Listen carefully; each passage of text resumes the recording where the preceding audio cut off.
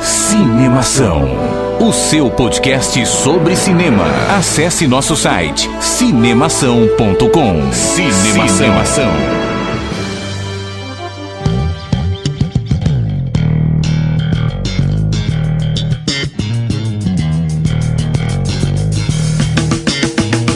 Seja bem-vindo ao podcast Cinemação número 182. Eu sou Rafael Arinelli e ainda me falta manipular rolo de filme cinematográfico. Ainda não fiz isso. Eu sou Daniel Cury e aqueles DVD das lojas americanas estão muito caros. Podia estar um pouco mais barato. É a crise. Pô, mano, R$16,90 num DVDzinho simples, podia ser uns R$9,90 pelo menos. É, R$7,90. Ou R$16,90, compre um, leve dois, né?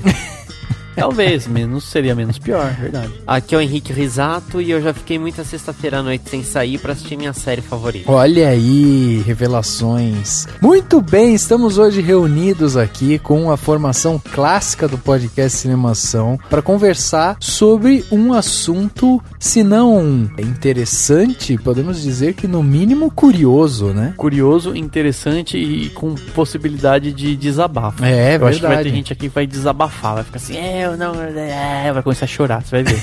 Essa gente aqui, no caso, tem 3 pessoas, eu não me encaixei muito nesse seu perfil. É um espírito saudosista, é isso?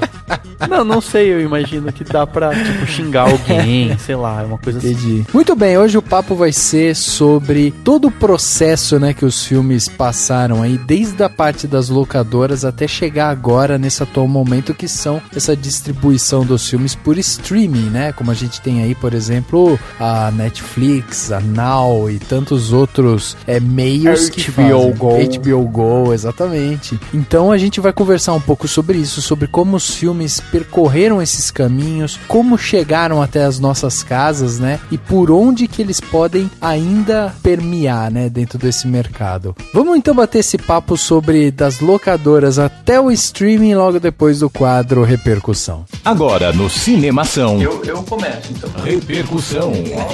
E eu me surpreendi com o filme. Repercutindo o que rolou durante a semana. Repercussão.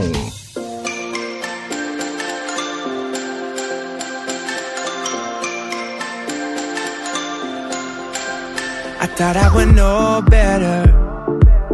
That's wishful thinking, that there'd be no pressure. Dani, chegamos em mais um momento aqui onde a gente vai contemplar esses nossos ouvintes e seguidores aí do Cinemação, né? Com aquela leitura de comentário bem carinhosa, né? Que a gente nunca tira sarro, sempre lê de uma maneira séria, digna. Sim, a gente não se confunde com a falta de vírgula das pessoas.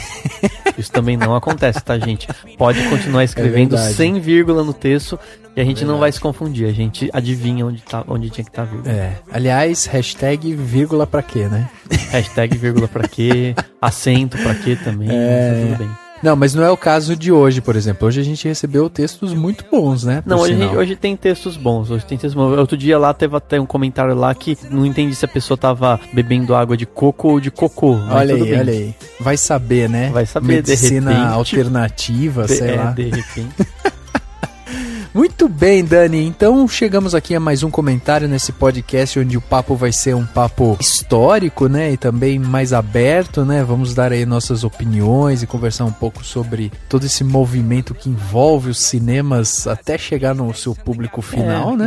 Esses papos são importantes, né, a gente dá aquela pincelada em tudo, sem... vai ficar falando, é bom que a gente fica falando um monte de referência e a pessoa que tem que pescar, sabe, tá ótimo. É verdade. Dani, então diz aí pra gente, como que as pessoas fazem para entrar em contato aqui com a gente no Cinemação e mandar seus comentários sem vírgula, com acento, sem acento, enfim, daquele jeito que só eles sabem mandar, né? Isso, manda do jeito que você quiser para contato@cinemação.com. Isso é um e-mail, tá, gente? Para quem não sabe, contato@cinemação.com é um e-mail. Se você preferir redes sociais, no Facebook, no Twitter, no Instagram e no Snapchat, a gente é Cinemação, simplesmente Cinema CAO. Se você quiser ouvir o podcast Cinemação de um jeitinho um pouco pouco diferente, você vai lá em webradiovagalume.com, toda sexta-feira às 10 da noite, com reprises aos domingos ao meio-dia. É nesse horário que passa o podcast do Cinemação como um programa da Web Rádio Vagalume, mas é claro que tem toda uma programação cheia de coisa bacana lá na Web Rádio também. E claro, entra sempre no cinemação.com, se você tá recebendo aí por, eu ia falar streaming, mas não é por streaming que as pessoas recebem o podcast.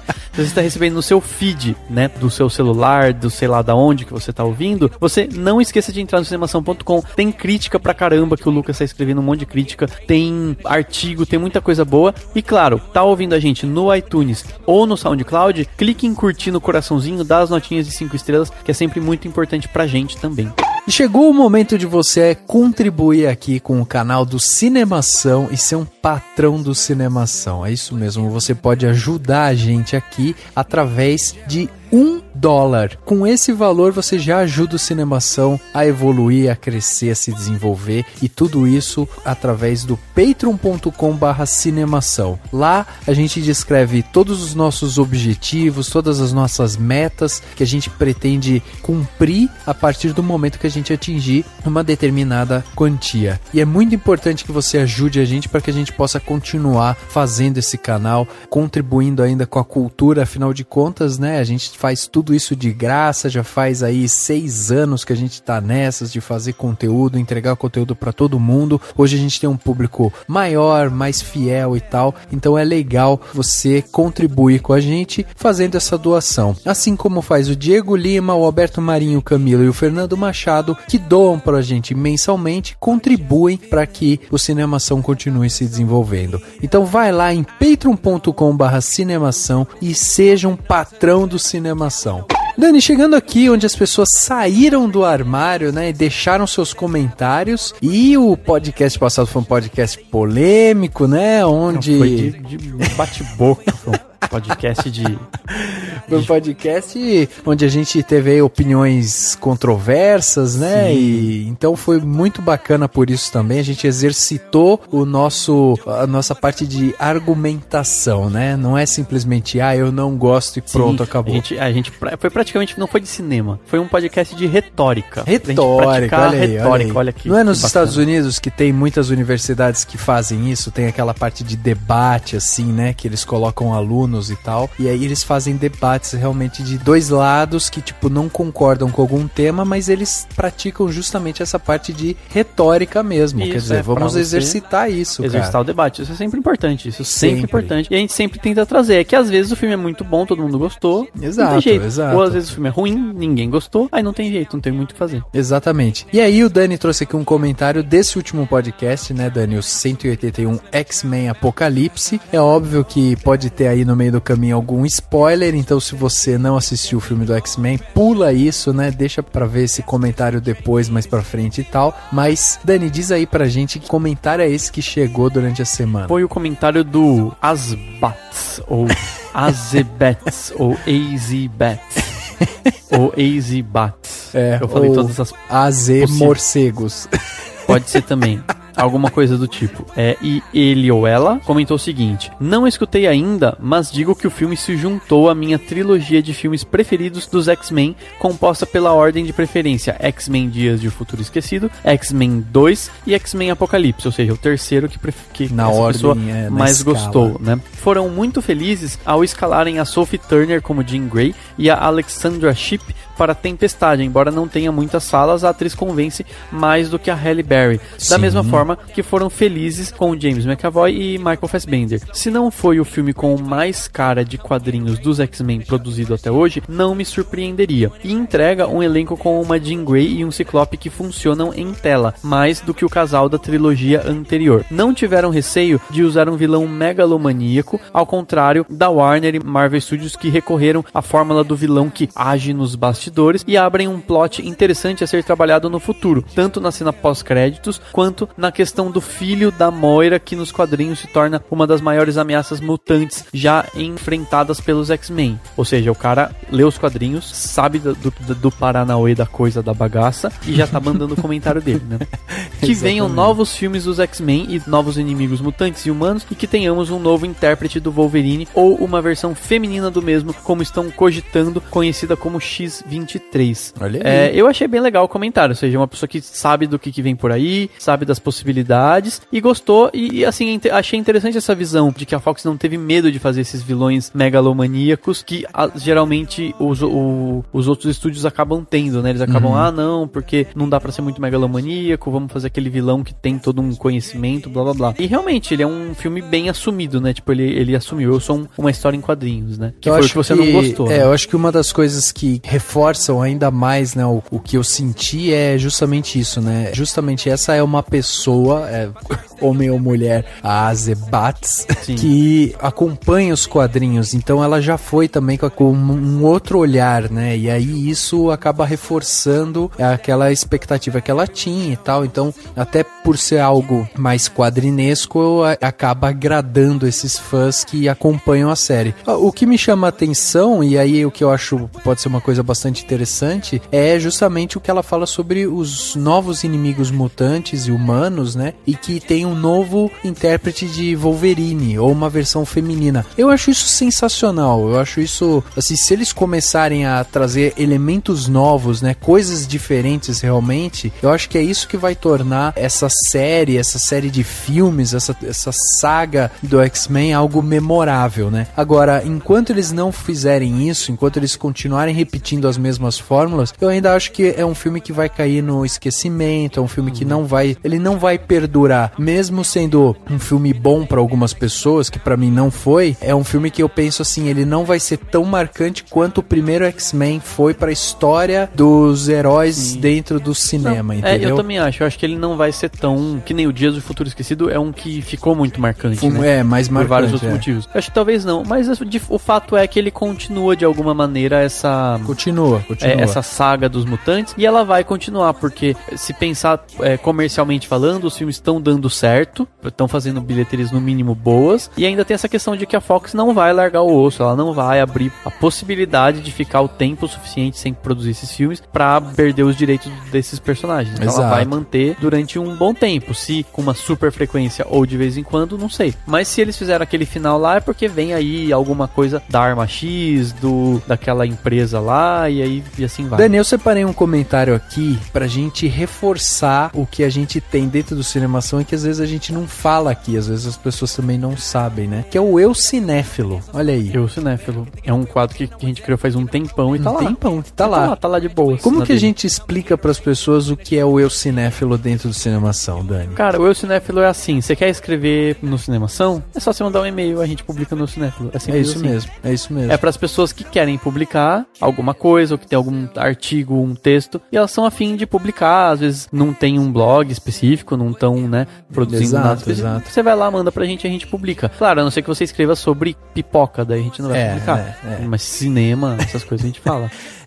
É legal a gente dizer que hoje a gente tá com mais de 10 colaboradores dentro do Cinemação e todos chegaram através de um método como esse, né? Quer dizer, mandando seus textos, onde a gente analisava e fazia testes e tal, até a pessoa mostrar uma regularidade, né, um comprometimento e tal, e a pessoa fazer parte da nossa equipe. Então, entre idas e vindas de autores dentro do Cinemação, a gente acabou criando esse espaço que se chama Eu Cinéfilo, onde às vezes a gente recebe e-mails e tal de algumas pessoas falando, putz, eu tenho um texto, queria escrever pro Cinemação e tal. E a gente pega e fala, tá bom, você quer escrever? Então manda um e-mail pra gente com o seu texto, a gente vai ler, vai publicar no Cinemação, se o texto for legal, obviamente, né? Aí a gente publica lá no Cinemação, e aí depois que a gente tem isso, tem esse feedback, vê como que as pessoas reagem ao seu texto, a gente chega pra você e fala, agora vamos ver se você vai conseguir manter uma periodicidade, né? Vamos ver se você vai conseguir manter uma frequência. A gente já teve casos de pessoas que falaram assim, tô a fim de escrever um texto, posso mandar? Isso, manda. A pessoa não quer ser autor, não quer nada, ela só quer escrever um texto. É um espaço que a gente usa pra mostrar assim, você quer utilizar o público do Cinemação pra mostrar o seu texto, é aqui que você vai fazer isso, é no Eu Cinéfilo. E a gente recebeu um texto recente aí, no Eu Cinéfilo 22, que foi uma crítica sobre o Beasts of No Nation. E foi um texto bem legal que a gente recebeu recente, e aí a gente recebeu um comentário lá do Pedro Paviotti. e ele escreveu o seguinte: excelente análise do filme. É realmente incrível como a simples mudança de prisma do que costumeiramente vemos sobre lentes americanas para uma visão sensível da guerra através do olhar de uma criança dá ao Beasts of No Nation uma identidade própria. Ótimo texto. O texto que foi escrito pelo Nathan Rufino tá lá dentro do Cinemação, então você pode ir lá conferir e tal, um texto super legal. E o mais legal é isso, né, que o Nathan veio, escreveu, fez uma crítica sobre um filme que ele queria fazer, sobre um filme que ele queria falar sobre, mandou pra gente, a gente publicou, e aí, chegou até o Pedro leu, mandou seu comentário, então a gente queria usar também esse espaço aqui do Repercussão pra mostrar que existe esse espaço. Então se você tá aí, é uma pessoa que gosta de escrever, gosta de mandar comentários e tal, e quer utilizar ainda o espaço do Cinemação para mostrar um pouco mais do seu texto e tal, manda pra gente lá em contato@cinemação.com o seu texto e a gente vai colocar ele dentro do Cinemação, e quem sabe você aí não é o próximo autor aqui do Cinemação.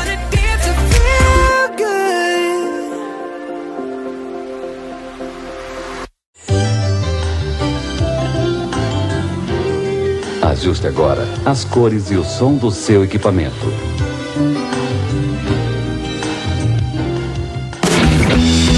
Eu acho que a gente pode começar esse papo lembrando, né, que existe uma relação entre as produtoras, né, de filmes e as distribuidoras, que são coisas geralmente diferentes. Geralmente você tem, de um lado, realmente a mão da produtora que vai recolher fundos, que vai tentar encontrar meios de viabilizar aquele filme para que ele seja produzido, para que ele nasça, para que ele seja filmado, né? Então envolve toda a parte ali de locação, de atores, de contratar diretor e, enfim, toda a equipe técnica, atores e tal. Então isso tudo quem faz é a produtora, né? Junto com todos os produtores que ali estão. Sim. Do outro lado, a gente tem a distribuidora que pensa um pouco mais no lado comercial de como vamos entregar esse filme que a produtora está produzindo para o seu público final. Mas os grandes estúdios têm as suas próprias distribuidoras. Ah, sem dúvida, sem dúvida. Então, inclusive, um dos exemplos que eu ia dar aqui, que é um exemplo mais recente que a gente teve, vamos dizer, de polêmica, é o caso Disney Pixar, né? Porque antes da Disney abraçar a Pixar de vez e comprar a Pixar de vez, o acordo que a Disney tinha com a Pixar era: eu, Disney, sou uma distribuidora, você, Pixar, é a produtora. Sim, então, sim. Basicamente, esse era o acordo que eles tinham. Até o dia que a Disney resolveu que queria fazer as continuações dos filmes da Pixar, e a Pixar bateu o pé falando: não, os filmes são meus, eu que tenho que fazer as continuações. E aí criou-se ali um imbróglio, né, uma rusga entre as duas, e a relação delas ficou estremecida com isso. Aí a Disney foi lá e falou: então eu vou te comprar. Foi quase isso. Mas então, esse foi o último caso recente, né? E a Disney era e sempre foi uma das grandes distribuidoras do mercado, né? A gente lembra muito dos filmes Sim. Disney em VHS. Também, mas eu lembro que, tipo, pelo menos no Brasil, e aí eu não entendo como é que funciona o esquema, tinha a Miramax. A Miramax sempre foi a distribuidora das produções da Disney, pelo menos aqui no Brasil, talvez na América Latina. Uhum. E aí tinha muita coisa que era distribuída pela Miramax e que não era da Disney, porque a Miramax, tipo, ela não necessariamente, ela não distribuía só coisas da Disney, ela distribuía coisas da Disney e de outras produtoras. Tipo, ela podia comprar desenhos do leste europeu e vender em DVD aqui, e acho que todo mundo que tem mais de 15 anos se lembra de ver aqueles montes de... Antigamente, até um tempo atrás, tinha muito DVD de tudo quanto é desenhozinho, de um monte de coisinha que vendia bem, né? Tipo, era um produto importante no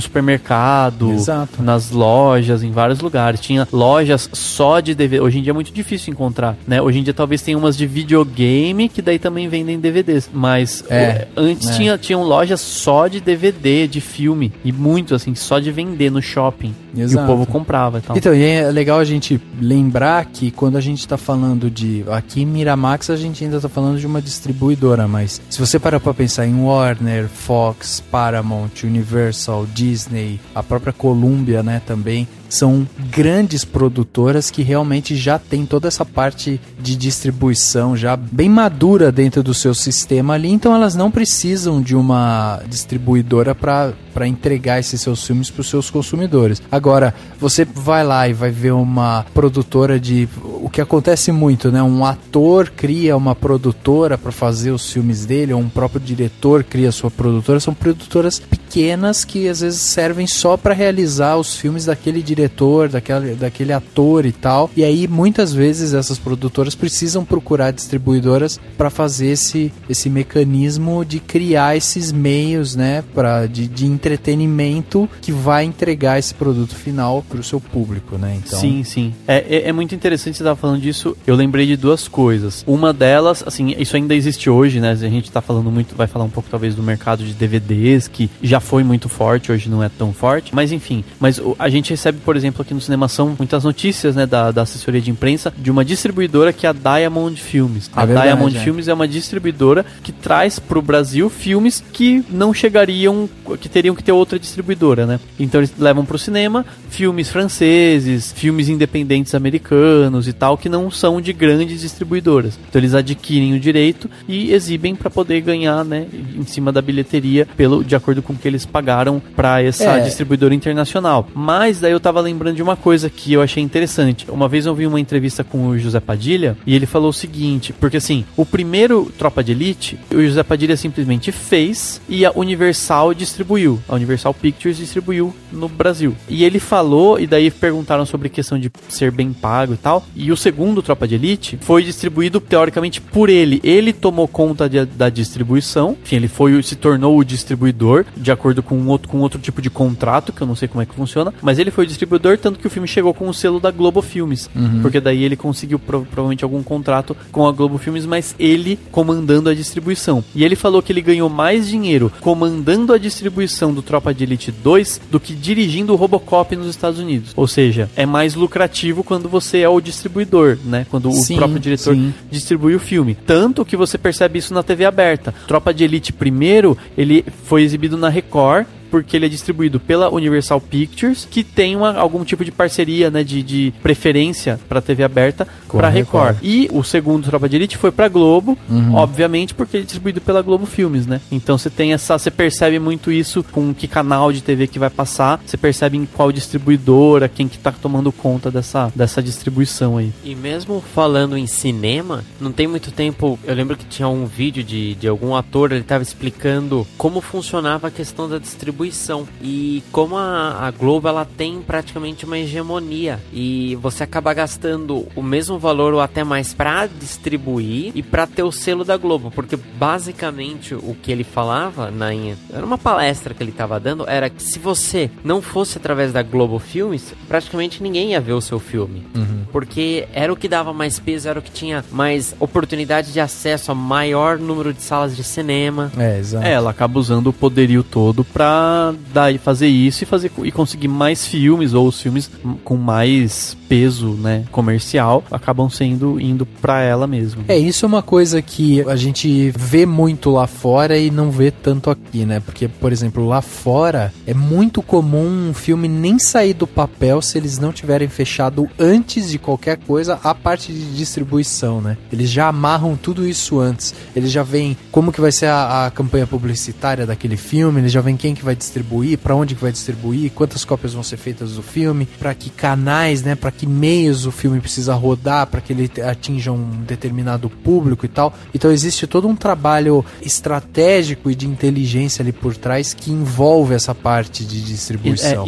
Mas isso acho que tem a ver com a questão da indústria de Hollywood. Sim. Porque tanto que é muito comum para muitos filmes, assim, os caras conseguem a verba, fazem o filme e inscrevem em festivais. E é geralmente em festivais que eles negociam com distribuidores. Tem grandes distribuidores internacionais que fecham isso. Por exemplo, o Aquarius, que é um filme que foi muito bem elogiado em Cannes e que a gente até comentou, né, um ou dois podcasts atrás, ele já fechou com distribuidoras internacionais. Pelo que eu sei, ele ainda não tem um distribuidor no Brasil. Pelo que eu sei. Posso estar enganado, posso não ter visto a informação mais recente. Mas em vários países ele já garantiu distribuição por causa do Festival de Cannes. Então foi lá que eles fecharam distribuidores para determinados determinados países, né? Sim. Na verdade, não só o cinema é muito, né, falando do produto nacional aqui brasileiro, não só o cinema é muito forte, mesmo as novelas, você vê que muitas novelas são vendidas pra fora e fazem muito sucesso, pra ver o potencial que a gente tenha, mais essa questão de oportunidade mesmo de apresentar o produto. Assim, tipo, tudo isso que a gente tá falando tá envolvendo realmente, assim, a produção do filme, como que você vai entregar esse filme pro seu cliente final, né? Pra quem vai realmente consumir aquele filme, né? Mas é óbvio que existem outras coisas que a gente vai discutir, a gente vai fazer um programa inteiro dedicado só à parte de distribuição, quer dizer, por onde esse filme corre, como que ele faz, né, pra sair, quando ele sai da produtora mesmo, quais que são as etapas que ele passa até ele ser distribuído, por que no cinema brasileiro a gente tem problema com distribuição e tal. Então a gente vai fazer um programa dedicado à distribuição. Hoje aqui a gente vai falar mais dos canais, né, como que esses filmes eles foram chegando, né, nas nossas casas e tal, como que a gente saiu do cinema pra realmente chegar em casa e assistir aquele filme. Eu acho que o grande divisor de águas aí foi realmente o VHS, né, as queridas fitas de VHS que foram consideradas quase como uma revolução na época, Sim. né? Cara, foi o que deu toda uma lucratividade, né, pra essas distribuidoras e produtoras, né? Exato. Porque antes disso, o filme basicamente passava no cinema, né? Passava no cinema e ficava... E até ia pra TV, já tinha TV, mas não era tanto, né? Não, assim, não era com tanto peso. A TV se proliferou principalmente no Brasil, praticamente quando já existia o VHS. E assim, as pessoas... Realmente, foi quando começaram a surgir as locadoras, né? Exato. Que acho que foram o berço do conhecimento de cinema pra muita gente, Pra né? muita gente. O que eu consigo me recordar bem a respeito de filmes na televisão aberta seria o SBT à tarde nos anos 90, ele tinha lá os cinema em casa, nem sei se hoje ainda tem, mas era basicamente assim, todos os filmes B passavam no cinema em casa, e era uma época em que passava filme de terror, passava o filme com um pouquinho de putaria, assim, que a gente pode falar. Não tinha uma censura tão grande. A Rede Globo, de segunda-feira à noite, ela sempre trouxe o Tela Quente, já era um padrão dela, então, assim, os maiores filmes, eles eram exibidos de segunda-feira, de noite, se eu não me engano, no domingo, também, né, tem a programação lá, antes do programa do Faustão, que existe desde que o Tiranossauro Rex dominava a Terra. Mas era limitados. Eu não lembro assim de passar filmes na Record, na Band, na Cultura, na Rede Manchete. Na verdade, sempre passou muita coisa. Eu lembro que se você garimpasse, mas era assim, você tinha que ficar garimpando o filme, né? E claro, tinha o VHS, mas é óbvio que acho que a grande massa assistia filme na TV mesmo, né? Sim. E nessa fase, assim, quem viveu lembra, né? Assim, você não tinha muita opção de quando ver esse filme. Tinha que ser na hora que vai passar. E eu acho interessante ver isso e ver coisas recentes. Por exemplo, hoje, nesses horários de filme clássicos da TV, vamos dizer assim, nos horários em que a Globo passa filme de segunda à noite, em que o SBT passa filme, etc. Há um tempo atrás, eles só passavam grandes blockbusters. Por quê? Porque dava audiência, porque as pessoas queriam ver, não tinham visto. Hoje, não é tão chamativo assim a Globo falar, vai passar o filme do Homem-Aranha, ou do Vingadores. Claro que passa e dá uma audiência razoável, dá uma audiência boa, mas não como era antes. Por quê? Porque todo mundo já viu. Então, eu já vi muito filme recentemente, principalmente na sessão da tarde, eu vi chamadas, né, de filmes, são típicos filmes pra TV que nunca passaram no Brasil, que não são tão bons aparentemente, mas que por serem totalmente inéditos, eles têm algum tipo de chamativo, eles chamam a atenção de alguma maneira, coisa que antes não precisava, onde você precisava reprisando e as pessoas viam. Por quê? Porque era o único, tipo,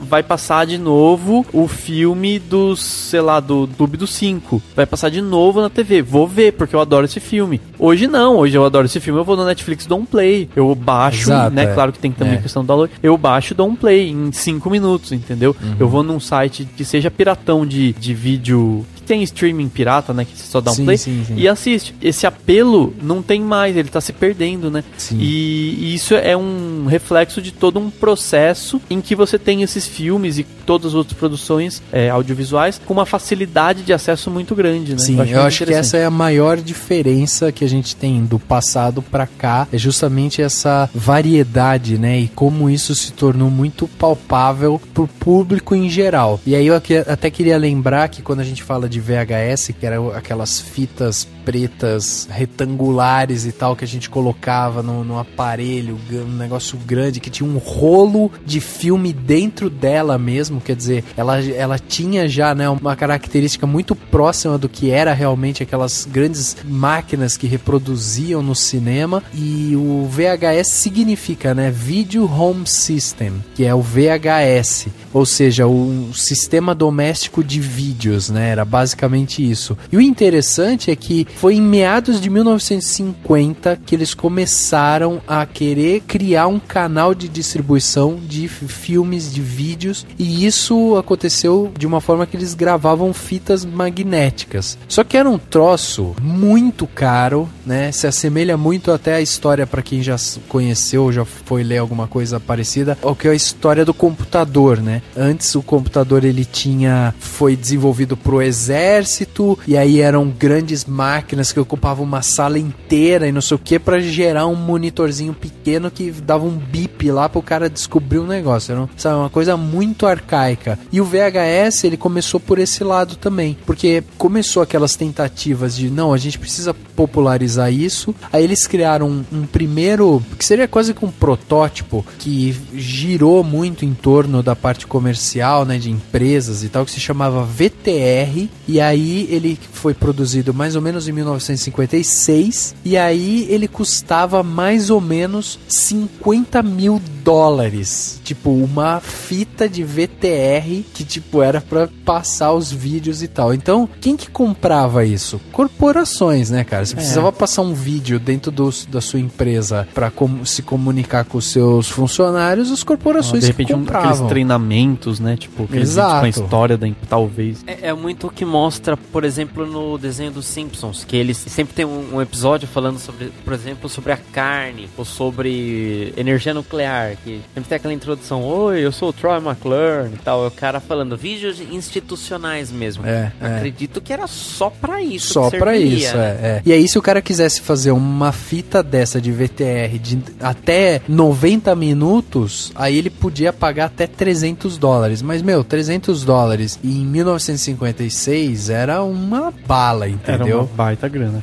E aí, o que aconteceu? Um japonesinho lá no Oriente, vendo, né, isso acontecer, ele era fundador, né, trabalhava numa empresa chamada JVC. Vocês lembram dessa empresa?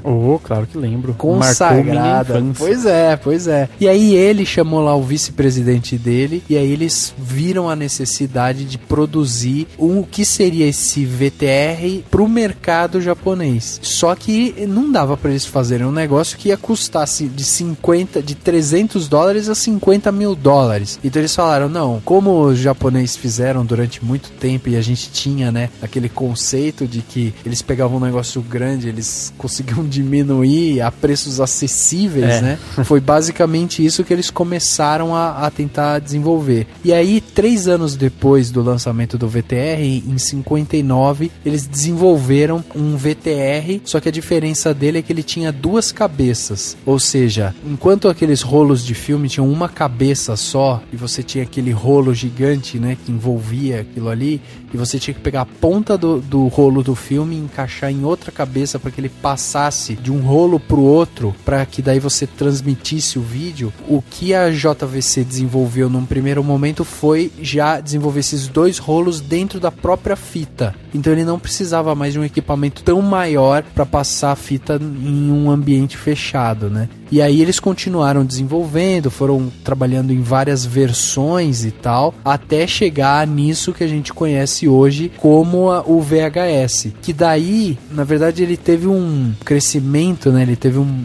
amadurecimento nesse conceito quando a JVC meio que fez uma parceria com a Sony e a Matsushita Electronics, que ajudaram eles a tentar desenvolver um pouco mais do que foi conhecido popularmente como o VHS. Só que o VHS mesmo, ele só se popularizou, quer dizer, ele só ganhou realmente o seu auge lá por 1980, 1990, sim, né? Acho que mesmo, por mais que a década de 80 tenha sido uma boa época, eu acho que foi começo 90. dos anos 90 foram a época de ouro do VHS, assim, com certeza. Exato.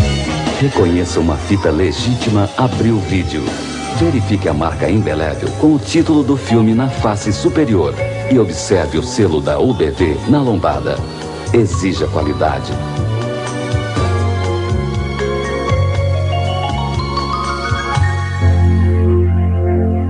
Uma questão de curiosidade, muita gente conhece. Havia experimentações com esse tipo de fita, né? E mesmo assim, em 70, teve a famosa Feira da Fruta, que foi eles usarem um maquinário parecido para redublar o programa que estava passando na televisão. Só que o que acontecia? Eles não tinham como voltar a fita. Então, à medida que começou a passar o episódio do Batman lá, antigão dos anos 60, os caras, eles começaram a redublar e do jeito que foi, ficou, né? Não tinha como, literalmente não tinha como voltar. Então, uma experimentação, né?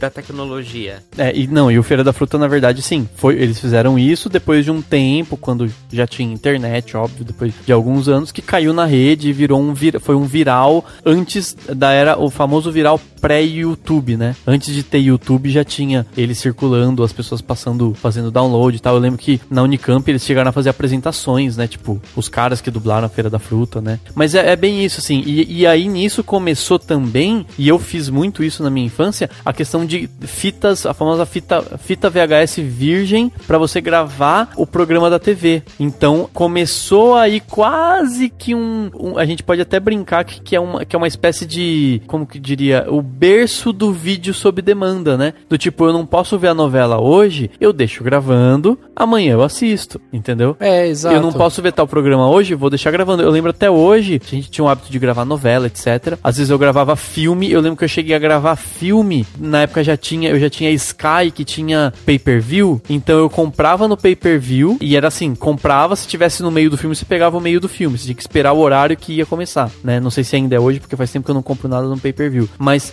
eu fazia isso, esperava a hora de começar certinho, ia lá e apertava o REC e ficava gravando o filme do pay-per-view. E aí ficava um filme gravado, então ele tinha acabado de sair do cinema e tal, né? Então assim, começou quase que esse, né, enfim, é uma micro pirataria e já, claro que já tinha fita pirata, óbvio, sim, pra tudo quanto é lado. Não, né? E abriu-se um mercado totalmente novo, porque você começava a enxergar que você poderia produzir e entregar o seu filme para o consumidor final diretamente, sem precisar de um intermediário, que era o cinema, né? Tanto que a Disney, durante muito tempo, falava muito disso, né? Ela fez muito filme direto para VHS, que não passava nem pelo cinema. O que eu me lembro bem, onde comprar VHS, né? No início dos anos 90. Não existia como hoje existe, ou pelo menos não existia tantos polos em cidades até menores do que as capitais, como hoje existe a Saraiva, a FENAC, etc.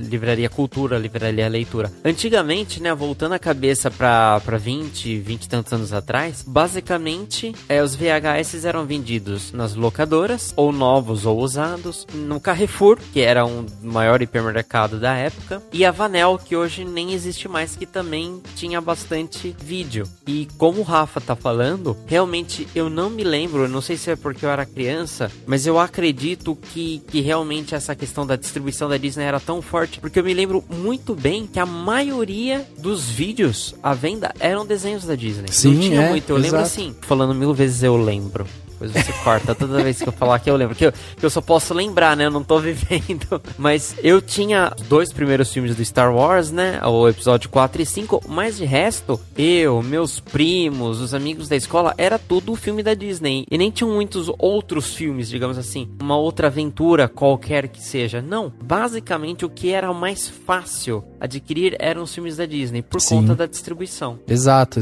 Que foi uma das grandes marcas da Disney, né? Justamente conseguir distribuir em grande escala, né? Uma coisa que para um filme, para um longa, não era comum uma distribuidora conseguir fazer tantas cópias e entregar dessa forma, né? Então isso foi algo muito marcante na vida da Disney. E foi um modelo de negócio que deu certo por muito tempo, né? Exato. Eu lembro que, enfim, pouco depois dessa época, ainda tinha muita locadora. Tava começando a surgir os DVDs, na verdade, mas eu lembro que eu fiz algum cálculo do tipo assim, vamos supor, tá? Eu pensei assim, nossa, se alguém faz um filme, custa tanto. Se cada locadora do Brasil comprasse uma cópia, já pagaria alguma coisa, sabe? Eu lembro que eu fiz um cálculo do quanto pagaria. Porque, querendo ou não, isso acontecia, no mínimo, né? Então, todo filme que chegasse, então, vamos supor, tem uma distribuidora, isso quando na minha adolescência, que eu não tinha nada pra fazer, eu ficava pensando nesse tipo de coisa. Eu falava assim, se eu criar uma distribuidora, eu lembro que eu tive a ideia eu tive a ideia não, né? Eu me imaginava criando uma distribuidora que fosse distribuir, tipo, animes e coisas que chegavam pra pouca gente, né? Coisas pequenas, assim. Sim. Não animes grandes e tal, mas coisas pequenas. E eu falava assim, se o cara tem uma distribuidora, ele compra lá por $5.000,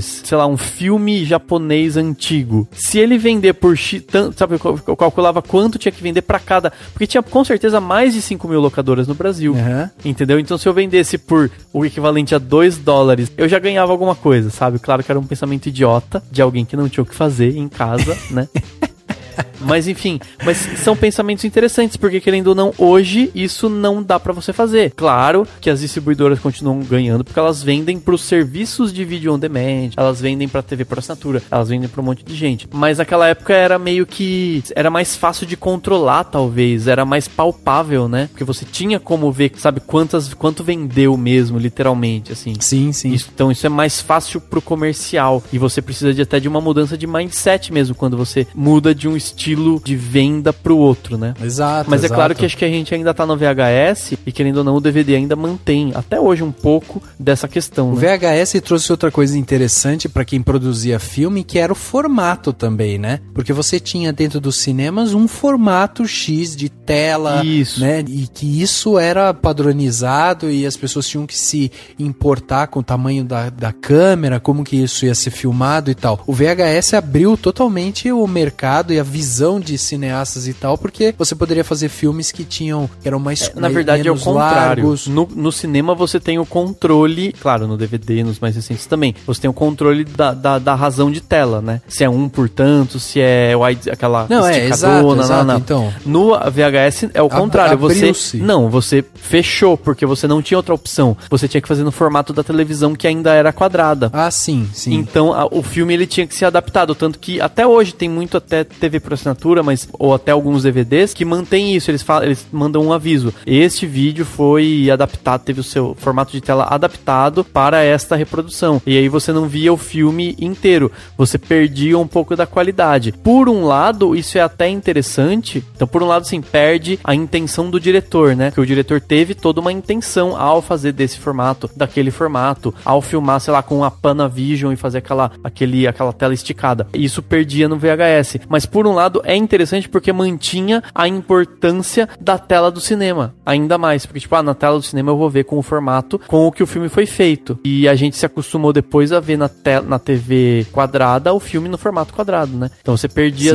às vezes tinha, por exemplo, duas pessoas conversando, você via a metade de uma pessoa, a metade da outra, porque eles tiveram que adequar a razão de tela, enquanto que no filme, no cinema, você veria até o horizonte. Exato. Falando sobre as qualidades da fita VHS, hoje num DVD simples, né? Se você pegar, você geralmente tem o filme em si, como fazer aquela alteração para legendado ou sem legendas, dublagem que você quer, que varia entre português, espanhol e inglês, e um ou outro extra. Em alguns VHS já vinham com algum extra antes do filme. Eu lembro que, por exemplo, a versão do Star Wars que eu tinha era uma versão remasterizada. Acho que a primeira versão que o George Lucas mexeu. E tinha, antes do filme em si, acho que era 20 minutos, quase meia hora, de conversas de bastidores, digamos assim. Eu era criança, eu passava isso pra frente. Mas era uma questão assim, era um detalhe já que depois de um tempo a gente viu que se desdobrou em extras muito maiores. Os desenhos também, como exemplos, eles iam com muitos trailers dos futuros lançamentos.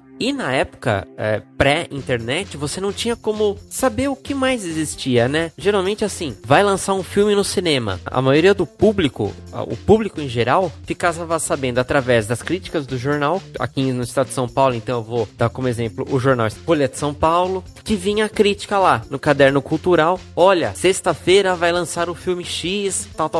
Aí que as pessoas tomavam o conhecimento. Então a fita cassete, ela também servia para a distribuidora também já demonstrar quais eram os próximos filmes que aquele consumidor final podia adquirir. Exato. E além disso, você tinha uma variedade, porque a fita, ela tinha configurações, né? Então você tinha, por exemplo, o NTSC e tinha o Palm, por exemplo, que eram tempos de gravação diferentes. Verdade. Então, por exemplo, se você fosse colocar a sua fita num aparelho para colocar na TV, a TV já estava configurada para rodar em NTSC. Então, se você não gravasse o filme em NTSC e gravasse em Palm, a hora que você colocasse o seu vídeo lá no seu videocassete, né? O videocassete. Ele tocaria um pouco mais rápido, por exemplo, porque ele tinha a velocidade de rotação por minuto. Mas depois surgiram videocassetes que adaptavam, só mudava, né, a velocidade. Exatamente. E eu lembro que, e assim, você comprava, por exemplo, aquelas fitas virgens, né, pra gravar outras coisas. Se você gravasse em um formato, não lembro qual que era qual, um deles, a fita durava 2 horas, era o tempo de um filme. Exato. No outro, ela durava 6 horas. Exato. E eu achava um absurdo, falava, meu Deus, por que as pessoas vão usar o que grava em 2 horas? Mas é óbvio que daí tem a questão da qualidade da imagem. Se você colocasse, por exemplo, slow motion, o formato de 6 horas lá, que eu sei lá qual que era, se era o NTSC, o Palm, você colocava em slow motion, você não via nada direito, era muito pouco slow, sei lá como que era. Mas daí, na outra versão, ele ia certinho, você via a imagem com mais qualidade. Ele era tipo subdividido, sabe? Não era só NTSC e só Palm. Você tinha NTSC T45, que daí era um que gravava até 142 minutos. Aí, sim, mas isso é... Mas era a fita. Quando você ia comprar a fita, você pegava a fita lá, ela tava escrito na embalagem. Ó, essa daqui é NTSC T90, por exemplo. Então você sabia que ela podia aguentar até 4 horas, por exemplo, de gravação, entendeu? Então tinha uma tabela que tinha tudo isso. E tinha uma coisa muito louca também, que era assim, a fita que não tinha como gravar nada por cima, ela vinha com um buraquinho, né, num canto assim. Exato. E aqui você podia gravar, ela vinha com uma espécie de plastiquinho cobrindo. O que tinha de gente que dobrava papelzinho, enfiava dobrar papelzinho, porque vamos supor, você ia lá, comprava um filme, sei lá, quero assistir o filme, sei lá, qualquer filme, o novo filme do Bruce Willis da época, que na época o Bruce Willis era o cara foda, só tinha filme dele. Aí você comprava o novo filme do Bruce Willis, você assistia e falava, pô, não quero mais assistir, não sei se eu quero ter esse filme aqui, não preciso dele, já vi 3 vezes, não quero mais. Mas era que o cara VHS comercial, né? Você comprou então, na capa e tal. Mas o que você podia fazer? Você eu já vi muito isso, rabiscava lá na capinha, tirava da capinha original e botava o papelzinho, botava um durex e colocava lá e gravava a novela, entendeu? Sim. Então elas eram readaptáveis, era um negócio muito louco. Exatamente. Eu nunca tentei fazer isso com DVD, acho que não tem como você pegar um DVD, regravar em cima dele outra coisa, não tem como. Eu não sei se tem como, só mas... se tiver, se for o hacker dos DVD, né? Tem sim, é só pôr no micro-ondas, podem testar. Muito boa essa dica, muito eu vou boa. tentar pôr no micro-ondas. Vocês lembram o primeiro VHS que vocês tiveram de vocês mesmo? Tipo, esse era meu. Você pegou o filme em VHS e falou, nossa, esse é meu. Cara, eu não lembro, cara. Filme em VHS. Eu lembro que a gente tinha vários desenhos, mas era tipo, meu e dos meus irmãos, né? Assim, tinha alguns, assim. Mas não lembro de nenhum específico. Eu lembro que a minha irmã e eu, por tabela, via 500 mil vezes, era o Tarzan. A gente tinha o desenho do Tarzan, que a minha irmã era fanática, então eu via por tabela muitas e muitas vezes. Eu lembro que o meu era um, até que eu falei no primeiro podcast, quando a gente ia falar dos filmes que a gente tava animado pra ver esse ano, que o meu primeiro VHS foi do Mowgli, a adaptação da Disney. Depois eu lembro que eu tinha muito pouco VHS, eu tinha o do Mowgli, da Pocahontas, do Toy Story 1, do trilogia clássica do Star Wars e daquela adaptação do Mortal Kombat, aquela primeira sim. que saiu. Sim. Eram basicamente esses que eu me lembro. Acho que minha irmã tinha da Pequena Sereia e da Bela Adormecida só. Mas eu tinha um primo que eu lembro que a gente falava assim pro meu pai: nossa, meu tio é rico, né? Daí meu pai falava: mas por quê? Não, porque ele tem todos os filmes da Disney. Tipo, era uma ostentação até. Exato. Que não deixa de estar certo, porque se você for ver o valor de um VHS naquela época, original, não era uma coisa muito barata, né? Sim. Eu lembro que o meu primeiro VHS foi Tempo de Despertar, com Robert De Niro e o Robin Williams. Olha só. Eu comprei em uma videolocadora que estava falindo, e aí o cara resolveu vender todos os filmes em São Paulo. E aí eu fui com meu primo lá e a gente viu, e aí quando eu vi o Robin Williams, que eu gostava muito dele, eu comprei. Foi o meu primeiro VHS que eu comprei, que falei, não, esse daqui é meu, eu comprei, é meu, sabe? Porque antes disso eu já tinha Rei Leão, Aladdin, enfim, todos os VHS de desenho Disney, né? Como a gente já falou por aqui, né? Eu lembro que eu comprei, e aí vocês vão me zoar, claro, porque é sempre a mesma coisa que eu falo. Na época que saiu o primeiro filme do Harry Potter em fita, né? Sim. Em DVD. Já tinha DVD, mas eu não tinha porque o DVD era caro. A gente tinha um VHS em casa. E tanto que eu lembro assim, foi assim, eu fui na locadora, falei, quero alugar, né, o filme. E tava tudo alugado, porque o negócio era a maior febre do mundo. E aí só que tinha pra vender. E era caro e tal, mas eu lembro que eu convenci o meu pai a comprar. E aí eu comprei o VHS lá do primeiro filme. E aí eu lembro que a partir do segundo, eu já tava na expectativa de ter um DVD. Eu sabia que ia acabar o VHS, porque isso foi de 99 pra 2000, né? O primeiro filme foi em 99, né? Se eu não me engano. E aí eu lembro que eu falei, putz, a gente vai comprar um DVD. Minha mãe tava falando de comprar um no Natal e tal. E saiu o segundo filme do Harry Potter. E aí eu lembro que eu fiz aquele esquema. Eu tinha fita virgem em casa. Eu comprei na Sky Premiere, sei lá o que. Comprei e botei pra gravar. Então eu tinha ele gravado, entendeu? E aí só depois eu fui comprar tanto que o DVD eu comprei os 3 de uma vez, os 3 primeiros, num boxzinho de DVD, assim. Mas eu lembro que tinha esses esquemas, né, que dava pra fazer pra você dar uma economizada até no bolso. Agora, os clássicos e os desenhos animados que têm encantado gerações podem ser seus para sempre, com os vídeos Disney. Você já pode comprar os vídeos Disney nas melhores lojas e tê-los na sua casa para ver e rever na hora que quiser. Esta fita você não precisa mais devolver, ela vai ser sua para sempre. Veja agora alguns lançamentos dos vídeos Disney que não podem faltar na sua coleção. Acho que é interessante contextualizar o pessoal que está ouvindo da grande diferença que foi essa alteração de mídia, né? Entre uma fita grossa, grande de VHS para um CD. Assim como foi mesmo na questão de áudio, a fita cassete, que tudo bem, ela era pequena, mas era algo assim, físico, muito mais maleável. Você podia até com a tampa da caneta rebobinar a sua fita, se você quisesse, né? A fita cassete do som do carro. E quando essas duas mídias evoluíram pro CD de áudio e pro DVD, acredito que foi uma revolução, tanto por qualidade quanto pela essa questão física. Uma caixa de fita VHS pode ser até mesmo o triplo do tamanho de uma caixa de DVD, ou mesmo para um CD de música, bem menorzinho, fininho. Saíram muito mais objetos para você conseguir colecionar, para você conseguir arquivar, né, guardar isso. Então, eu lembro que o meu primeiro DVD foi apenas em 2006, foi a adaptação do cinema lá do V de Vingança, e eu lembro assim que eu fiquei feliz pelo filme, mas eu lembro que eu pegava a caixinha e falava, nossa, que legal, porra, que negócio fino, né, que dá para organizar direitinho. E acredito que muita gente tenha ficado assim, com o pé atrás do tipo, eu não vou me desfazer das minhas fitas, eu não vou comprar os filmes que eu já tenho tudo de novo. E acho que as pessoas falam isso hoje do tipo, eu não vou trocar o DVD pelo Blu-ray, né?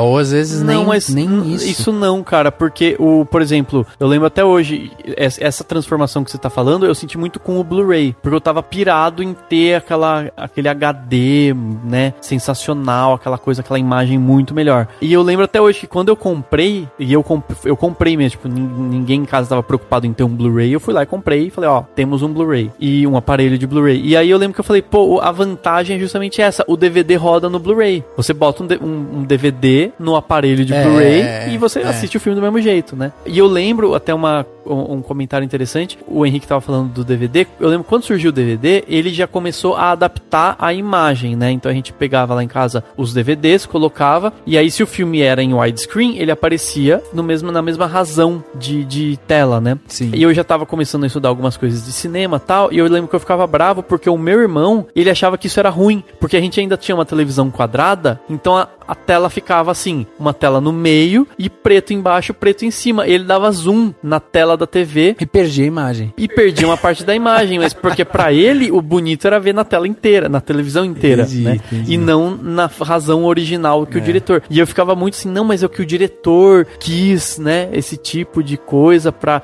mostrar a cena desse jeito e tal. E as pessoas não se importam com isso. Foi quando eu comecei a sentir essa coisa de as pessoas não se importam, né? Tipo, as pessoas só querem ver um filme, elas não se importam com essas coisas. Exato. Mas eu acho muito interessante essa questão de mudança. E aí uma coisa que eu tava pensando agora, não sei se eu tô me atropelando e falando demais, é interessante que assim, até o Blu-ray, até, né, início o CD de áudio, se a gente for entrar pro áudio, a gente pagava pelo produto. Então a gente paga pra ter aquele filme e ponto. A gente paga pra ter aquele CD da banda preferida e ponto. E particularmente, inclusive, eu acho que isso não vai morrer nunca. Eu acho que a gente vai ter gente querendo pagar pra ter aquele filme ponto. Só que hoje, com o streaming, com os canais de música como o Spotify, Deezer, né, o Netflix pra ver filme, série, a gente não paga mais pelo produto, a gente paga pelo serviço. Sim, então a gente não paga pra ter um filme, a gente paga uma mensalidade pra ter alguém que me dê filmes mensalmente ou diariamente. É aí que tá a diferença, né? Você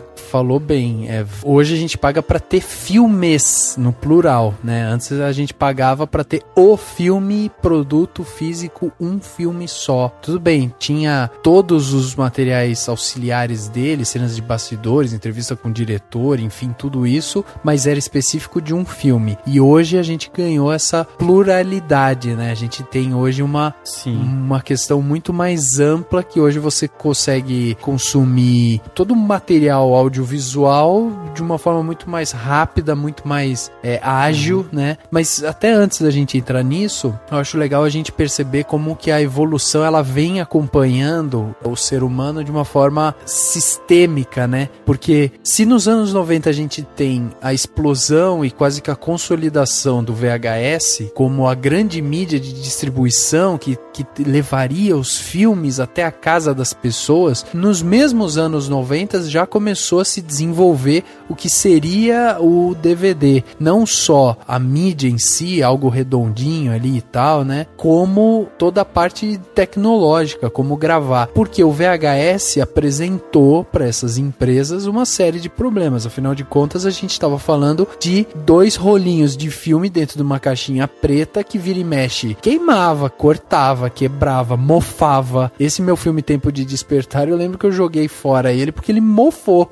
inteiro dentro, entendeu? Então assim, ela apresentava muitos problemas físicos. E aí a gente tem uma corrida, né, feita por várias empresas para tentar criar esse formato multimídia que eles chamavam de Multimedia Compact Disc, que era o MMCD. E aí quem liderou isso durante um tempo, essa corrida para tentar desenvolver algo novo, foi a Philips e a Sony. E aí eles tentaram desenvolver alguma coisa ali que eles não conseguiam. Foi em 95 que eles anunciaram o que seria a impressão digital, né? Que era justamente a gravação num DVD. E aí foi em 95 eles anunciaram um formato que era o DVD 1.5, que daí já tinha essa cara do DVD mesmo e tal. E em setembro de 96 eles terminaram com os testes e tal. E aí começou, né, aquela comercialização, a mídia começou a ir crescendo e tal. Então a gente tem em 97 um declínio monstruoso do que era a produção de VHS. O VHS começa a cair em desuso de uma forma vertiginosa. Ninguém esperava aquilo e começou a cair. Por quê? O DVD se apresentou mais barato, mais simples, né? Até como o Henrique falou, de organizar as coisas, ele era mais fininho, não ocupava tanto espaço e tal. E aí, em 2008, mais ou menos, né? A gente tem o ápice do que é o DVD. O DVD já completamente consolidado ali, né? Completamente resolvido. E aí, a gente passa pro Blu-ray, que seria quase que a evolução da mídia do DVD, só que nesse formato de alta qualidade. E aí eles começam a esquecer um pouco do que era o formato físico e começam a focar um pouco mais no que é a qualidade, né? Em como que eu vou entregar esse filme numa qualidade menor pro meu público final. E aí começa a se desenvolver também o Blu-ray. Agora, o que eu acho interessante a gente ver é que existem pesquisas que mostram que, sei lá, na última década foram criados produtos novos, né? Foram feitas inovações em quantidade maior do que, por exemplo, foi feito nos últimos 100 anos, sabe? Você olha lá e vê que nos últimos 10 anos a quantidade de coisa que foi inventada é muito maior do que nos últimos 100 anos. E se a gente pegar a história do VHS pro DVD e tal, a gente percebe isso. Porque o VHS, ele ganha proporções grandes. Nos anos 80, 90, você tem aí quase que uma hegemonia do VHS de 10 anos. Aí, quando ele começa a cair em desuso, que é em 97 que ele tem a forte queda dele, que daí o DVD surge, né? Você tem uma hegemonia do DVD de no máximo 10 anos. Quer dizer, um VHS que durou, assim, 17 anos, né? 18 anos ali sendo consumido e tal. Aí o DVD vem e aí o DVD em 10 anos, tipo, nasce, cresce, depois começa a cair de novo em desuso, porque daí surge o Blu-ray. O Blu-ray, ele tem mudanças quase que anuais, porque você tem o Blu-ray em 2010 e em 2011 já lança um Blu-ray 3D. Sim, fora que tem o Blu-ray 4K, aí a Sony tá produzindo, ou querendo, não sei como é que tá em andamento isso, discos de Blu-ray com 300 GB, uma coisa assim, é muito mais memória, que falam que caberia uma temporada inteira de uma série em um único disco, né, que é pra poder melhorar a qualidade, basicamente de armazenamento, né, mas ainda assim, o Blu-ray, ele não matou o DVD. Não matou. Porque como ele é mais caro, e principalmente no Brasil, né, ele é bem mais caro, muita gente fala assim, pra que eu vou comprar o Blu-ray se um DVD ele se eu tornou vejo quase filme, que um produto né? premium, né, pra quem gosta. Tipo, ele é produto premium pra quem é fã, pra quem gosta da banda, né, DVD de Blu-ray de bandas, pra quem gosta de grandes filmes. Muitas pessoas, e eu me incluo nesse grupo, só compra Blu-ray de filme que vale a pena, sabe? Assim, um filme com muitos efeitos especiais, um filme grandioso e tal. Tem muito filme que você fala, não, esse aqui pode ser um DVD, porque ele é antigo e tal, não vai fazer tanta diferença. Talvez por isso é que a gente não ouve tanta gente falar, por exemplo, que comprou o aparelho de Blu-ray 3D, ou mesmo Blu-ray, a mídia, né, 3D. Eu acredito que seja algo que a imersão é mais legal dentro do cinema, né? Eu não sei, por exemplo, eu não conheço ninguém assim que fale, não, eu gosto de ficar assistindo em casa, o filme em 3D e tudo mais. Não, eu também acho. O 3D em si, se for ver bem, ele não colou tanto, né? Não sei, eu vejo muito isso, assim. Nem todo mundo faz questão de ver um filme em 3D no cinema. Ele, claro, é uma tecnologia, é importante e tal, mas... E na TV, principalmente, acho que pouca gente se preocupa em ter uma TV 3D. Ele é um tipo de projeção de futuro que as pessoas acharam que ia ser grandioso e não foi. Então, por exemplo... talvez a questão com o 3D é que ele tenha o seu impacto maior, né? A imersão dele seja maior quando a tela é muito grande, né? E aí você tem essa imersão, assim, muito mais impactante. Mas assim, acho que assim, durante um tempo todo mundo falava assim, não, todo mundo vai querer ver coisas 3D em casa. Isso não é verdade. O 3D ele foi ninguém meio uma furada mesmo. É, né? ninguém chega em casa e fala, nossa, eu tô afim de ver o jornal hoje em 3D. Não. Quero ver o William Bonner em 3D. Exatamente, entendeu? Então tem coisas que a gente projeta. E aí, viajando aqui, por exemplo, os números que eu tenho aqui em 2003 surgiu o primeiro aparelho comercial de Blu-ray nos Estados Unidos. Em 2005, nos Estados Unidos também, surgiu já o princípio do vídeo sob demanda, do VOD, né? Que já era algo ou pela internet por streaming ou pelas TVs a cabo, né? Que você compra, assiste na hora. Então é muito pouco tempo e você já chega numa coisa que eu acho que querendo ou não, a sociedade de hoje prima muito mais do que a qualidade realmente de áudio e som que o Blu-ray dá e que, né, que é a satisfação da vida moderna de se ter algo naquele instante. E isso é o vídeo sob demanda que dá pra gente. Tipo, eu quero ver um filme, não precisa ser 3D, não precisa ser numa puta tela, não precisa ser em 1080p. Pode ser no meu celular, mas eu quero ver agora. E isso é o Netflix que dá, é a Amazon que dá, é o Now que dá, são os vídeos sob demanda. E eu acho que é muito isso, assim, as pessoas, às vezes a gente faz projeções de tecnologia e não de comportamento. Então a gente sabe como que a tecnologia vai chegar e acha que ela vai bombar. E não necessariamente ela bomba porque as pessoas desenvolvem outro tipo de comportamento. O comportamento que a gente tem hoje é de querer as coisas pra agora. Eu quero chegar na minha casa, fazer o que eu tiver que fazer e dar o play no filme, na hora que eu quiser. E isso eu vou conseguir no filme que eu quiser na hora, sabe? Não no que eu tenho em DVD, mas no que tá lá no Netflix pra eu dar o play. E esse tipo de comportamento ninguém conseguiu prever, mas previram, não, vai ter tecnologia. Então se a gente for pensar num futuro próximo, por exemplo, a gente tava falando, gravou até um podcast aqui no Cinemação sobre a realidade virtual. Então a gente fala, nossa, que da hora, né? Isso já é realidade, tipo, já é, né? Realidade virtual, não.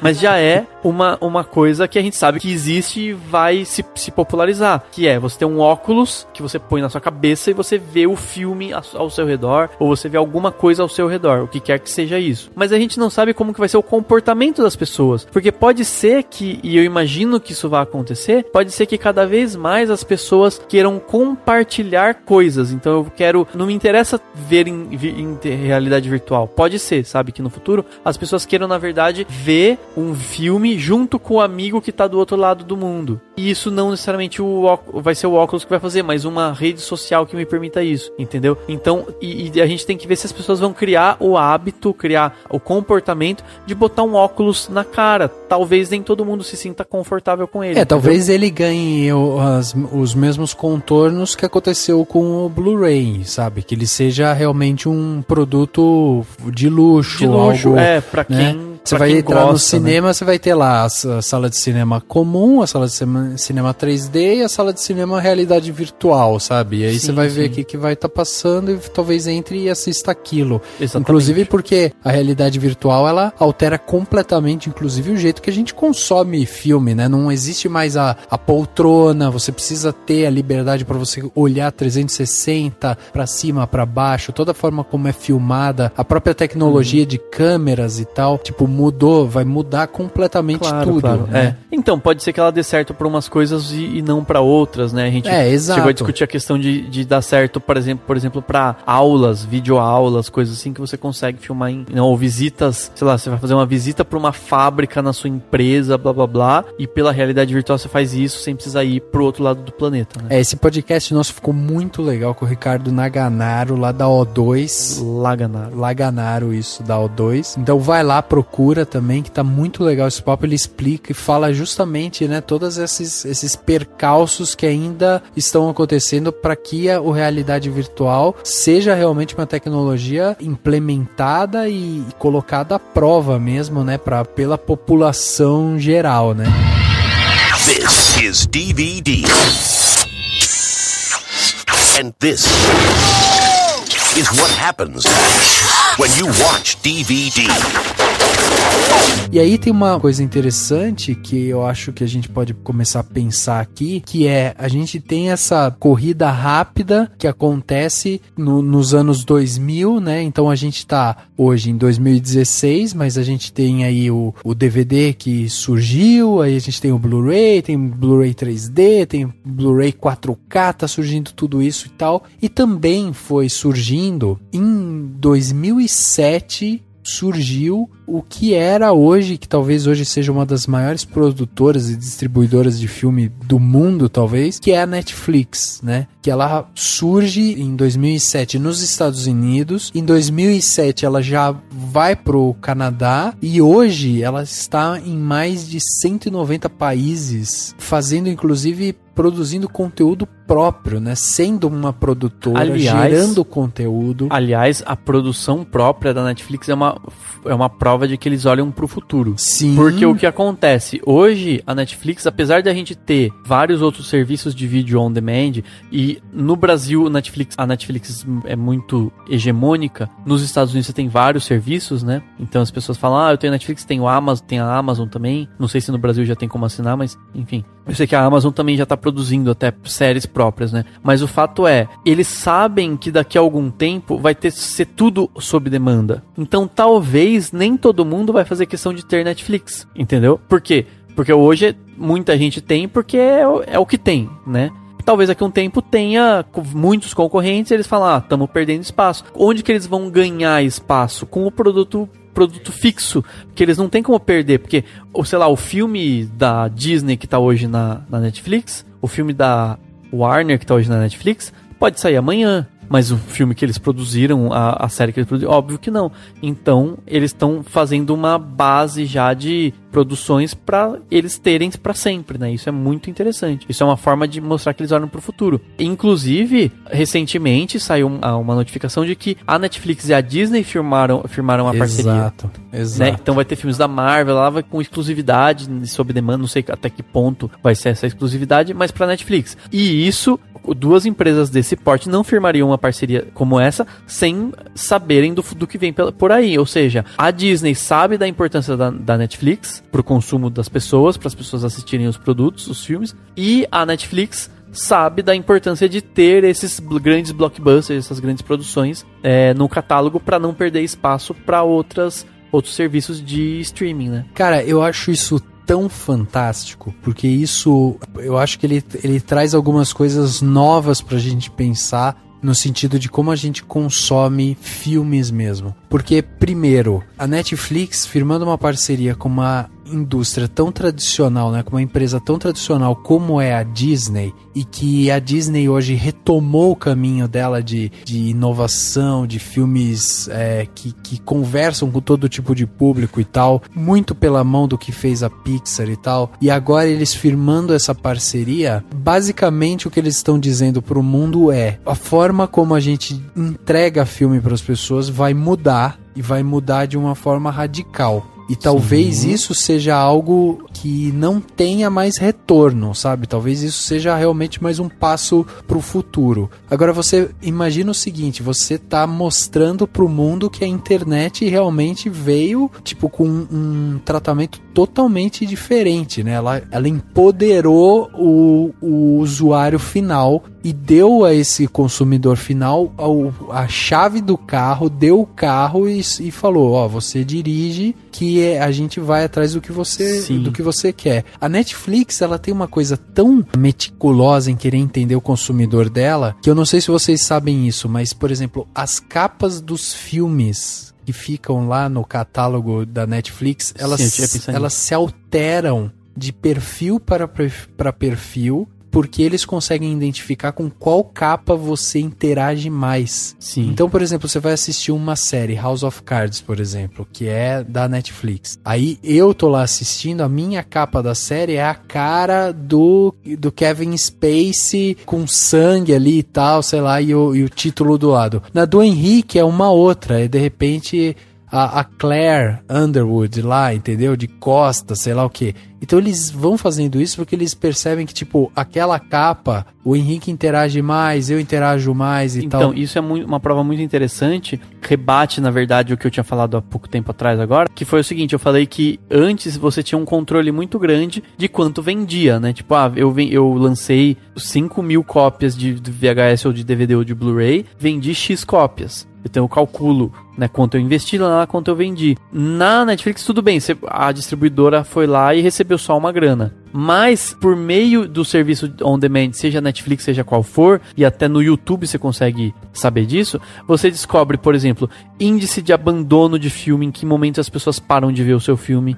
As pessoas que não gostaram. Exato. Você vê o que chama atenção ou o que não chama. Qual o perfil. Isso é muito louco. Você sabe quem tá assistindo. Exato. Quem tá assistindo o meu filme? São homens adultos de tantos anos. São mulheres, são crianças, são idosos, né? Você sabe disso, porque são os assinantes que vão lá e escolhem, né?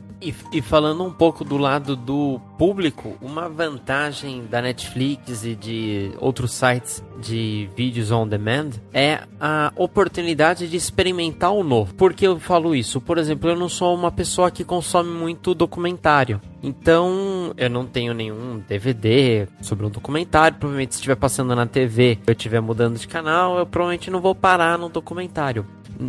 Tendo um site como a Netflix, com uma gama muito grande de tudo, de todos os gêneros, é possível sim, e já ocorreu mais de uma vez, de eu entrar na parte de documentário. Deixa eu ver se tem alguma novidade. Tem esse documentário aqui, vi lá que ganhou o Oscar sobre a Amy Winehouse.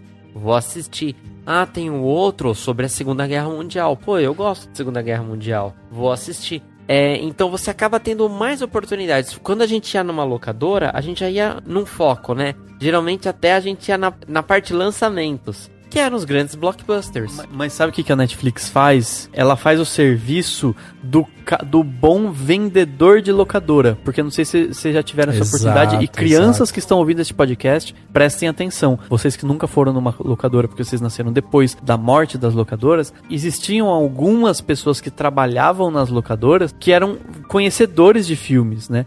Inclusive um grande cineasta que saiu das locadoras foi o Tarantino, que a gente sabe disso, né? Então, assim, os caras conheciam os filmes, eles chegavam, então você chegava lá e falava assim, eu gosto do filme de ação. Ele falava, pô, você gosta de filme de ação? Você gosta também de desenho? Gosto. Então tem esse desenho de ação, lá. Ele saberia analisar o seu perfil e falar assim, pô, acho que você vai gostar desse aqui.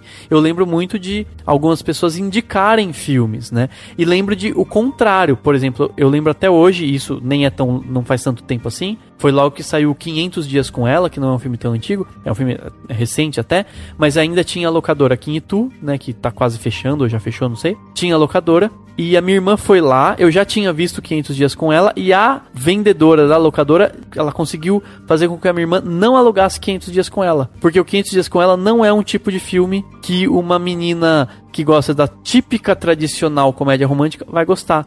Entendi. Porque, né, quem assistiu sabe, ele não é um filme que agrada aquela menina que gosta do 10 coisas que eu odeio em você, entendeu? Ou do Como Conquistar um Homem em 10 Dias. Ela gosta, então é outro perfil. Então a menina convenceu a minha irmã a não alugar esse filme. Eu lembro que eu fiquei meio puto na época, porque eu falei, pô, o filme é mó bom, não sei o que, lá. Mas é interessante isso, tipo, é um sistema de dados que faz o serviço que antes uma pessoa bem intencionada faria, mas no caso, se fosse uma mal intencionada, seria como o YouTube, entendeu? Tipo, vê aí o que você quiser, foda-se o que você quer ver, entendeu? Exatamente. Não que o YouTube seja exatamente assim, ele tem o esquema deles, mas daí é outro esquema, outra plataforma, outra coisa, outra proposta. Eu acho que isso é o mais interessante, né, disso, é a gente ver como que ao decorrer do tempo, tanto as produtoras, como as distribuidoras, como o próprio consumidor, eles foram se adaptando de uma maneira de que todo mundo começou a se integrar mais e a gente começou a construir essa grande rede, não só por conta da internet e tal, mas a gente começou a se conectar mais, né, com as coisas, começou a ter realmente esse imediatismo que o Dani até já falou aqui pra gente, e isso é levado em consideração. Agora, em contrapartida, você tem realmente uma tendência de que a partir do momento que você começa a entender um pouco mais o seu consumidor, quem tá consumindo aquele filme e tal, você começa a adaptar a forma como você vai entregar o filme pra ele, a forma como você vai desenvolver melhor ou pior sua relação com ele. Tem um caso muito curioso do Adam Sandler, por exemplo, que fez um filme recente pra Netflix, ele fechou com a Netflix e entregou aquele filme de faroeste, o Ridiculous Six. Esse filme foi considerado um fenômeno dentro da Netflix. Primeiro, porque muita gente criticou o filme. Só que quando eu falava mal do filme pra você, eu falava tão mal do filme que você ficava curioso pra ver o filme e você ia lá assistir o filme, porque, porra, isso é tão ruim assim. Então você assistiu o filme, outra pessoa assistiu o filme e tal. E foi um sucesso absoluto. O Adam Sandler fechou com a Netflix um pacote lá de, sei lá, 6 filmes que ele vai fazer. Ele lançou um novo agora também, uma outra comédia. E ele tá nessas agora que ele vai produzindo e o filme continua, né, com essa pegada e tal. Eu tenho uma relação, a minha relação com a Netflix é uma relação de qualidade, porque eu gosto do serviço, gosto da filosofia, gosto da empresa e gosto das produções deles. E você concorda comigo que diferente de um canal de... Porque assim, um canal de TV, ele tem que se preocupar com a audiência. Sim. Seja qual for, mesmo a TV paga, que teoricamente teria menos preocupação com a audiência, ou poderia colocar menos intervalo comercial e acaba não fazendo muito bem isso, mas enfim, eles precisam de audiência, quanto mais gente vendo, melhor. Na Netflix, beleza, eles precisam de audiência, mas ela não precisa ser imediata, entendeu? Porque as pessoas estão pagando e elas têm muita opção pra ver, então se ninguém gostasse do Ridiculous Six, por exemplo, grande coisa ninguém gostar do Ridiculous Six, tá bom, não vamos produzir mais, mas tá aí, pra quem quiser ver, entendeu? Porque as pessoas... Você entende que, assim, se tiver um filme muito, muito ruim na Netflix, que você não quer ver, você não vai reclamar. Você não vai fazer, nossa, eu vou fechar a Netflix. Você não vai reclamar. Você vai ver outro filme. E quem for ver o filme é quem já está a fim de ver aquele filme por algum motivo. Sim, e se a pessoa não quiser, ela para e começa a ver outro. Exato. Aí, mas o que eu tô dizendo é assim, o que ela tem que se preocupar, o que a Netflix tem que se preocupar é em agradar o público em longo prazo e não em curto prazo. Ou seja, não precisa de uma audiência grande pra esse filme agora. Eu preciso ter uma opção, um leque de possibilidades que agrade a todos os gostos, pra todo mundo. Então é isso que ela faz, porque, né? Com os títulos. Mas, assim, o que eu quero pontuar é isso. Eles não têm que se preocupar com coisa a curto prazo, e sim a longo prazo. Então, por exemplo, o Sense8. O Sense8 é uma série que na TV aberta jamais daria certo. Nem na TV paga direito daria certo. Porque tem cenas super fortes, tem sexo lésbico, né? Enfim, tem sexo gay e tal. Talvez num canal pouco mais adulto, como é a HBO, né?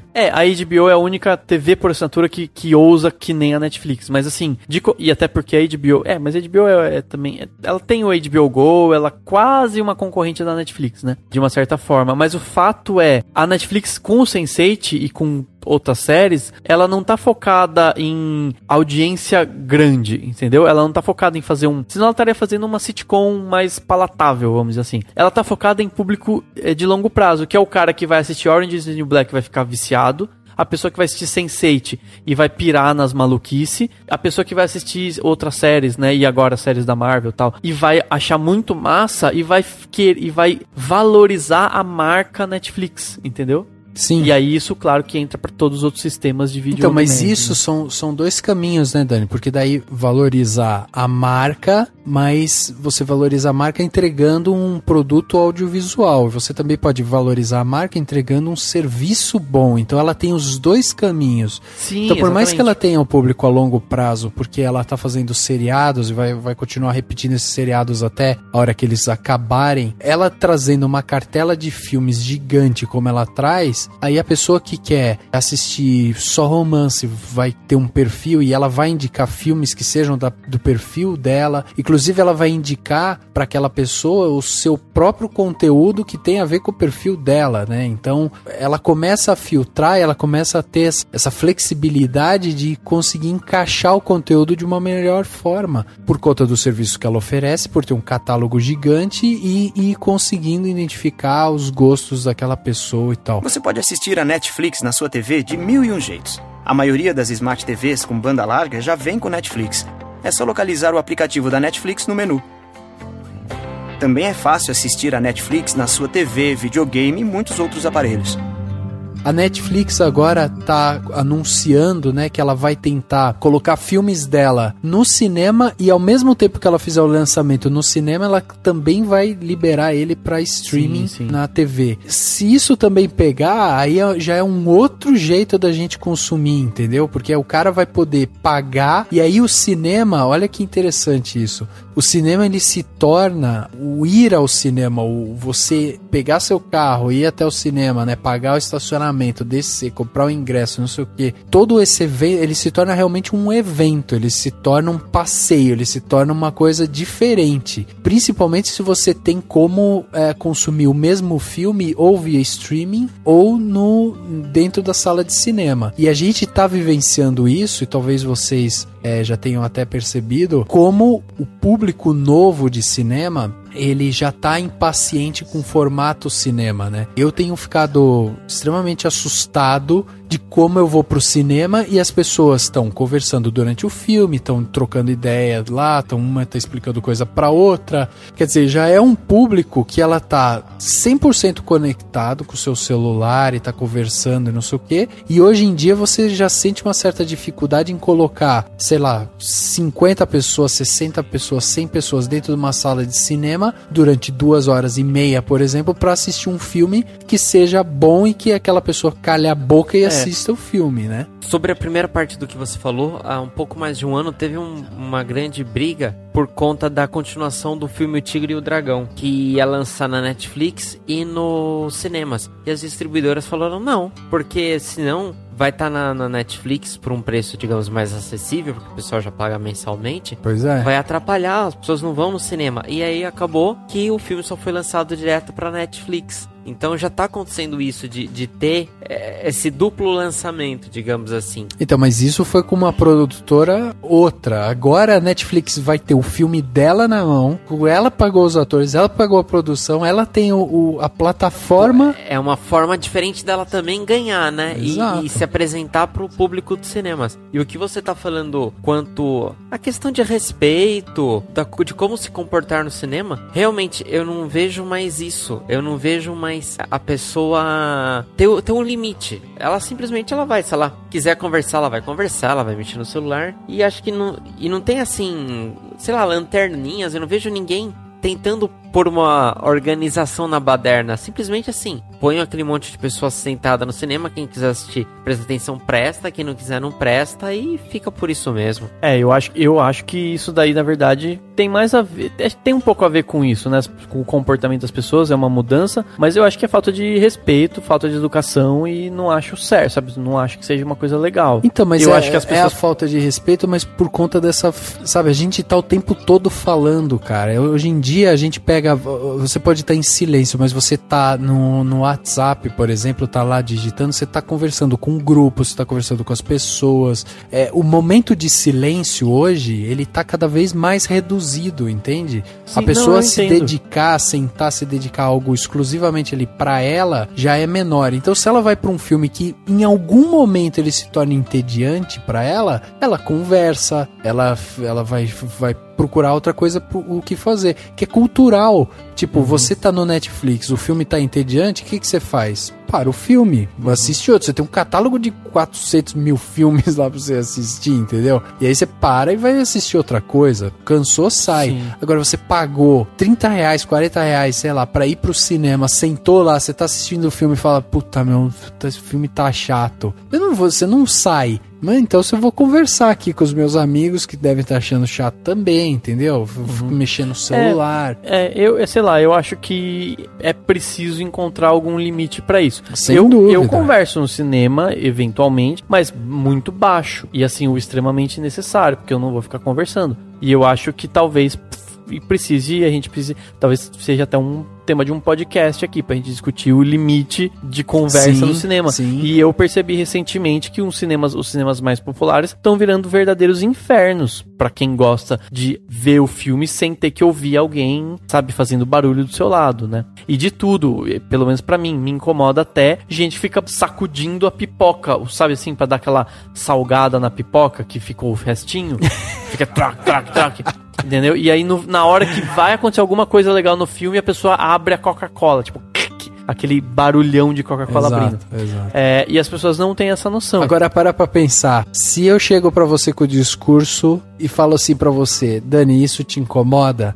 Então eu tenho aqui uma sala de cinema que você vai poder ver o filme e você não vai mais se incomodar com ninguém ao seu redor, porque você vai estar 100% imerso dentro do filme. Eu vou estar na minha sala. Não, você vai estar numa sala de realidade virtual. entendeu? Ah, sim, não, mas eu acho isso muito irreal, Rafael. Eu acho que isso não vai acontecer. Eu acho que não sei, cara. Uma sala só pra você, quanto vai custar isso? Não uma sala só pra você. Uma sala pra você tá ali interagindo com um filme.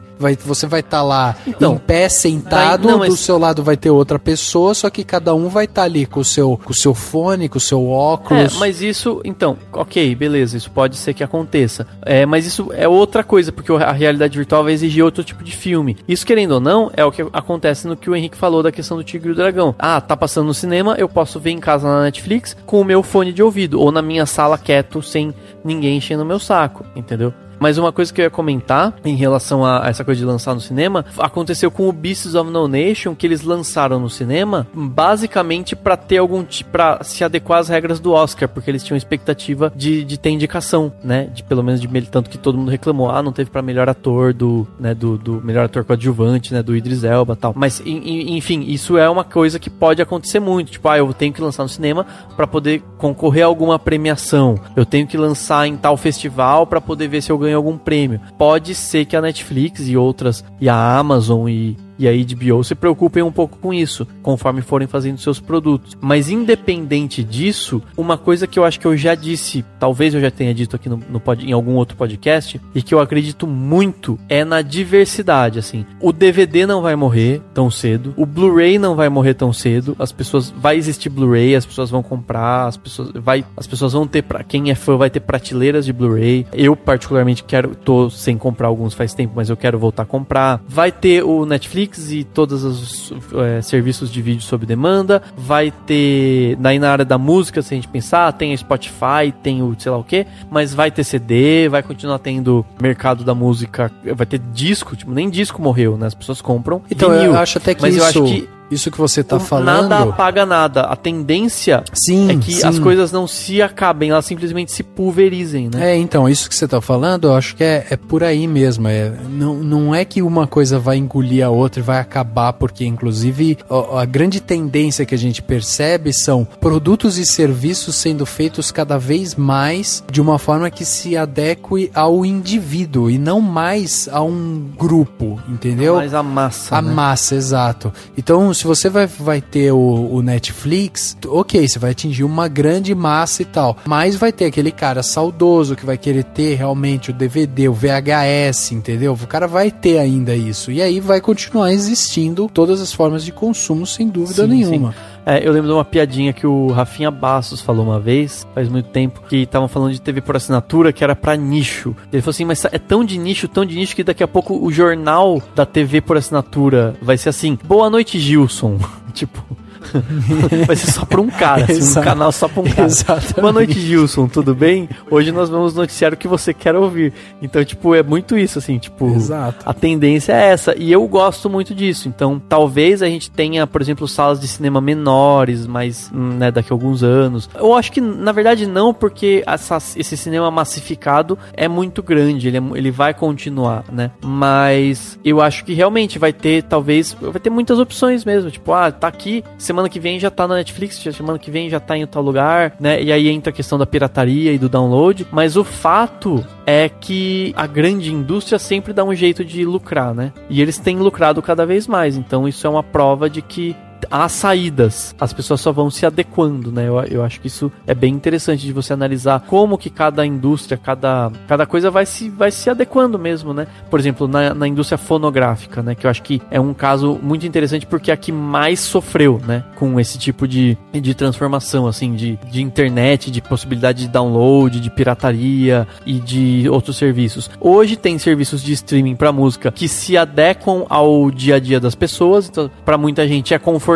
pagar um valor ok, um valor razoável pra ter lá o Deezer ou o Spotify e ouvir a música que quiser sem se preocupar em baixar e tal. E também do ponto de vista dos produtores musicais, eles encontraram várias outras saídas pra conseguir financiar. Então um cara que é músico e não tem uma gravadora, ele consegue produzir o CD dele com ou uma lei de incentivo, ou Catarse, ou outras coisas, né? Eu acho interessante isso, como o mundo vai se adequando, os serviços, as plataformas, as tecnologias vão encontrando formas de sobreviver e vão sobrevivendo, que é o que a gente tem visto, né?